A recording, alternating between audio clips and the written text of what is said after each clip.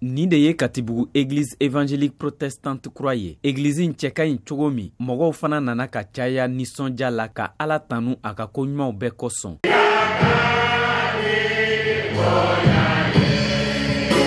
Église kura in miirina bɔra min ani faamuyali jumɛn bɛ se ka sɔrɔ a jɔliko la.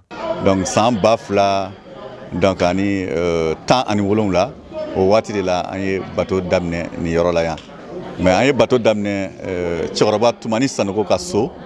Donc o don an mɔgɔ 14 de tun bɛ yen ka bateau daminɛ. Pasteur 3 muso 2 ani mɔgɔ wɛrɛw an mɔgɔ 14 de tun ye o don ye.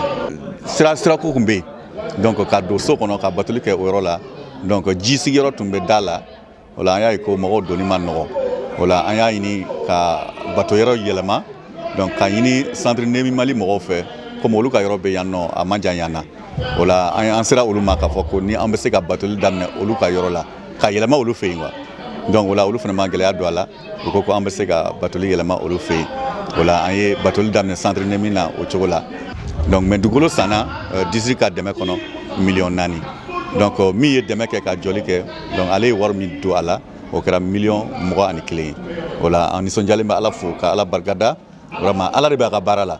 Tiɲɛna bi nisɔndiya min bɛ ne la n tɛ se ka fɔ ka se a dan na. Bi mɔgɔ hakɛ min bɛna batoli kɛ ni Alabato so kɔnɔ o ye mɔgɔ 50 ni kɔ ye. O b'a yira an na k'a fɔ Ala ka nɛɛma dan tɛ o la. Madame Kulibali Ɲagali Danbɛlɛ ye foli kɛrɛnkɛrɛnnen lase Katibugu danabaaw bɛɛ tɔgɔ la. Mɔgɔ o mɔgɔ ye a sen don ni église jɔli la. A ko baw ni église kura dili Ala ma o ye ka ŋɔni belebeleba bɔ olu senkɔrɔ ye. An fanga yɛrɛ ni an ka barika ma ni bato so sɔrɔ nka matigi ka nɛɛma de don ka di anw ma. Wala ne bɛ Ɲagali ka matigi fo ani ka jama ye n ye jama ye a ɲagali bɛ dusukun na n t'a la n tɛ se k'a bɛɛ fɔ ka ban wala ne bɛ matigi fo a ka o nɛɛma kosɔn a y'o min kɛ anw ye.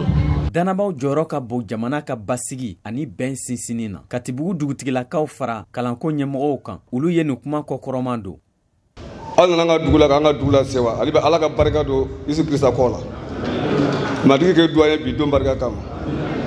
On bɛ hami fɛn o fɛn na n'o sankɔrɔta Ala ko da ni matigi bɛɛ bɛ olu bɛ ne kɔni fɛ ale bɛ Ala ka barika don so nin na Ala ka kɛ bonya so ye. Ni église dayɛlɛla Katibugu yan nisɔndiya de bɛ ne fɛ ni o ɲɔgɔnna nana dayɛlɛ ko mɔgɔw ka ɲɛsin Ala ma ka Ala deli n bɛ Ala fo di ka nisɔndiya yira église nali a diyara n ye kosɛbɛ Ala k'a kɛ église Ala deli so ye k'a kɛ hinɛ so ye k'a kɛ yafa ɲini an ni ɲɔgɔn cɛ so ye.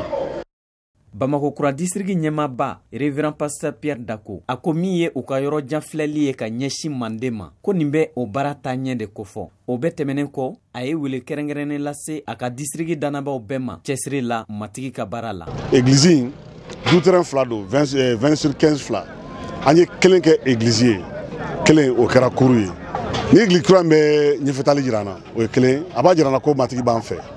Parce que an ka fɛn bɔta ye min ye an b'a fɛ ka Mande sɔrɔ Kirista ye o la an b'o baara de la donc an bɛ matigi fo ko a bolo bɛ an ka baara la ayi o bɛ jagala di an ma o bɛ fanga di an ma nɔrɔ ka da tɔgɔ kan n bɛ district danabaaw bɛɛ fo ani hali bi ka welekan bila mɔgɔ de kana jɔn bi dɔ bɛ se ka église jɔ a kelen tuma dɔ e kelen tɛ se ka église jɔ mais i bɛ se ka min kɛ o kɛ i bɛ se ka soupassement kɛ i bɛ se ka kogo jɔ i bɛ se ka tɔli ta.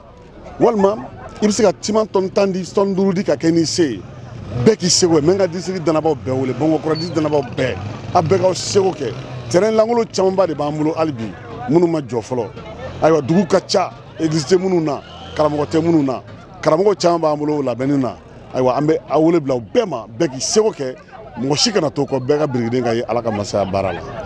EPM conseil ba ale ye Bible 7 di Bamako kura district ma 5 bɛ bamanankan na ani 2 tɔ o bɛ arabukan na matigi ɲɛ ka to ni so in kan su fara tile kan.